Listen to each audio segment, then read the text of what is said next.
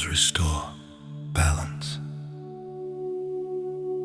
We are taught to keep moving outward, toward tasks, toward noise, toward response. But the system cannot expand forever without drying.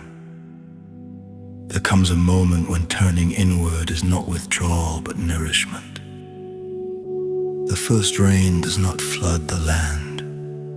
It softens what has hardened, it wakes what has been waiting. Dry soil does not resist rain, it recognizes it. In the same way, your inward turn is not an escape from life. It is a return to balance within it.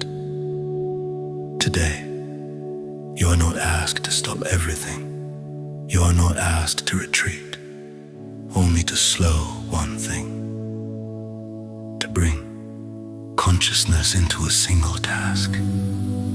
Feel how time widens when speed loosens its grip. Feel how the body exhales when urgency steps aside. This is the first rain, not dramatic, not overwhelming. Just enough to remind the land how to breathe. Turning inward is not going backward, it is how balance renews itself. I turn inward, and I am restored. This is Shambavism, knowing when to move outward, and knowing when to let the rain fall quietly inside.